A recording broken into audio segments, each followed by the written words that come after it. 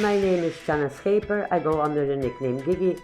I am affiliated to Congregation Mikve Israel-Emanuel, and since 23 years ago, I am the official Jewish heritage tour expert on the island. I'd like to tell you a little bit more about our congregation, Mikve Israel-Emanuel, and I hope you enjoy this. I'd like to tell you a little bit more about the Sephardic Jews of the island, as there is a very rich and long history. The first Jewish settlers to arrive to the island arrived in 1651 with an agricultural contract of the West Indian Company.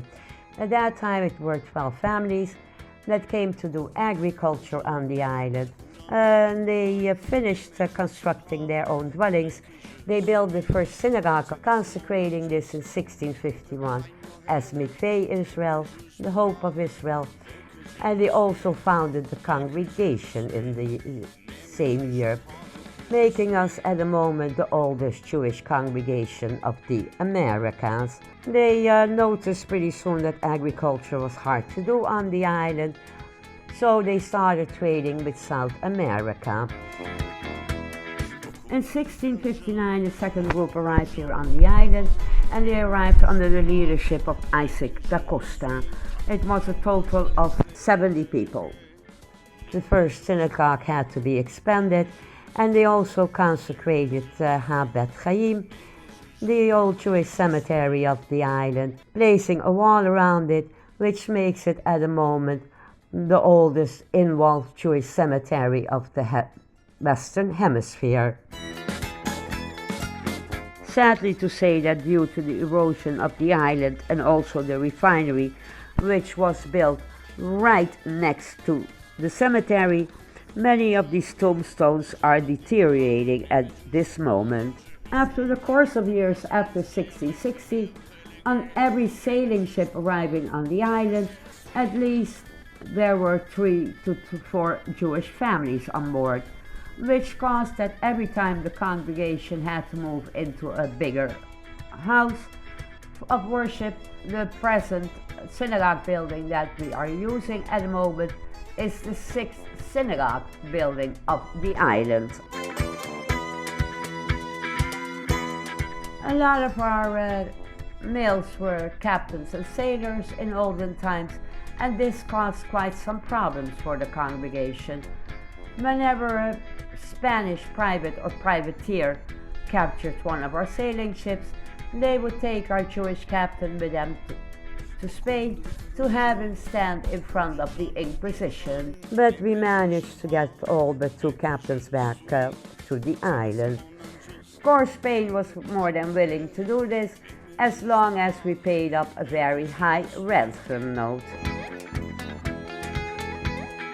Around 1720s, there were hardly any Jewish families living on the plantation grounds anymore, although we had Jewish families that tried their hands at plantation work up to the middle 1800s. If you wanted to be in commerce and in trading, you had to live in the mouth of the harbor. So they started moving to town. That's where the third synagogue of the island was. The congregation has been very important for the island, as they had built up the commerce and trading of the island. It was also an important congregation for every Jewish settlement in the Caribbean area and also in North America. They grow Valencia oranges on the island, but due to lack of rain, they were very bitter. The pulp was really not edible. And in 1897, 2 of our Jewish families found something to do with it. They discovered that they could make the blue Curazao liquor out of the peels. And this is all kosher material. Started that commercially in 1897, and the company is still running up to today and still in Jewish hands.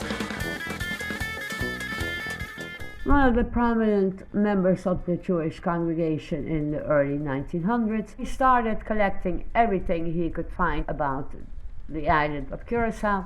The daughter decided to place all the books and all this information in a private library. And that is how the Foundation Monkey Maduro Library started. Plantation House is now the museum of the family, becoming really a very beautiful museum, worthwhile visiting actually. And when they were living in town, a group lived in the main part of the commerce area. Another group moved out to the suburbs there, where we have nowadays beautiful old houses built by the Sephardic Jews that are now being used as offices and also as banks, due to the fact that a lot of people pulled out of town. Our Jewish Cultural Historical Museum is a small museum, but it's a gem of a museum. Once you walk in, you find the history of Mikve Israel. You also will find the history of Scheper, which was founded in 1959. Second floor will show you a beautiful Seder table placed. You will also find the Sefer Torah, which was smuggled out of Spain and brought here to the island in 1659. Room number 3, you will find the dresses of the ladies when they went out, and in room number 3, you will find the history of George Maduro, one of our national heroes on the island, a Jewish youngster that studied law in Holland and joined the resistance when the Germans walked into Holland. Going back downstairs, you will find our Chanukia. It is an oil Chanukia dating back to 1716. You also find the chair being used for our Brit Milas and a few other items in there. We have 2 congregations on the island. The Sephardic congregation is called Mikve Israel-Emanuel, where we have approximately 200 individual members, and the congregation was founded in 1651 when the first Jewish settlers arrived here to the island. The history of Temple Neve Shalom, then the history of Temple Emmanuel, which was a group that broke off from Mikve Israel as they wanted to have more liberal services. But in 1964, they merged back with Mikve Israel, and since that time we are called Mikve Israel-Emanuel, and we are Reconstructionists. Once you walk into the Synagogue Mikve Israel-Emanuel, you will discover that there is sand on the floor. The sand was placed here because of 3 reasons. First reason is that after Adonai created Adam and Eve, he told them to go forth and multiply yourselves as the sands of the seashores and the stars in the skies. The second reason is to remind us of the 40 years of wandering after the Exodus out of Egypt. Reason number 3, I would like to know what you will tell me about this. Then we have the Ascendancy Congregation Scheper. They have approximately 80 individual members, and they were founded between the years 1935 and 1959.